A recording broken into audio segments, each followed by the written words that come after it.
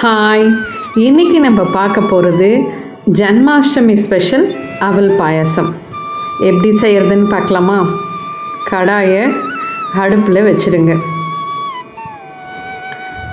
கொஞ்சமாக நெய்யை போட்டுருங்க.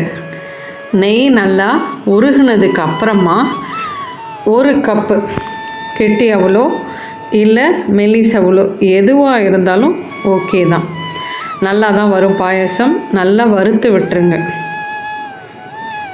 வறுத்துட்டு நம்ம காய்ச்சி ஆறின பாலை சேர்த்துருங்க.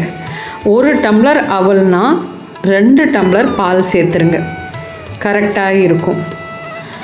பால் சேர்த்துட்டு நல்லா ஒரு 7-8 நிமிஷம் கொதிக்க விடுங்க. அவல் நல்லா வெந்துடும். வெந்துருச்சான்னு பார்த்ததுக்கு அப்புறமா நம்ம வெல்லம் சேர்க்கணும். இப்போ 1 பங்கு அவல், 2 பங்கு பால், 3/4 பங்கு வெல்லம். இதுதான் நம்ம மெஷர்மெண்ட்டு. 3/4 பங்கு போட்டுட்டு நல்லா கலந்து விட்டுருங்க.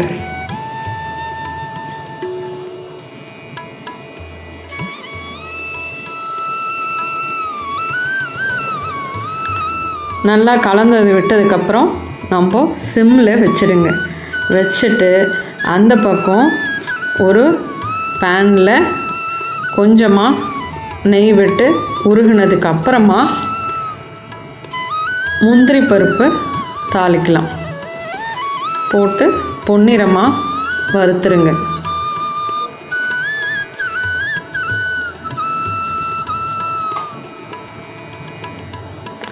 பொன்னிறமாக வந்ததுக்கப்புறம் காஞ்ச திராட்சையும் அதோடு சேர்த்து அதையும் நல்லா வதக்கி விடுங்க.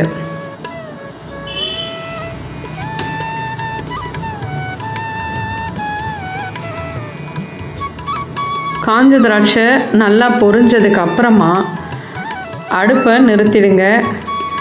அதை பாயசத்தோடு சேர்த்துருங்க.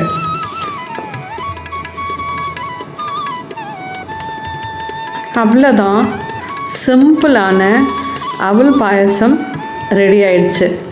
யார் வேணாலும் ஈஸியாக ட்ரை பண்ணக்கூடிய ஒரு டிஷ்ஷு தான்.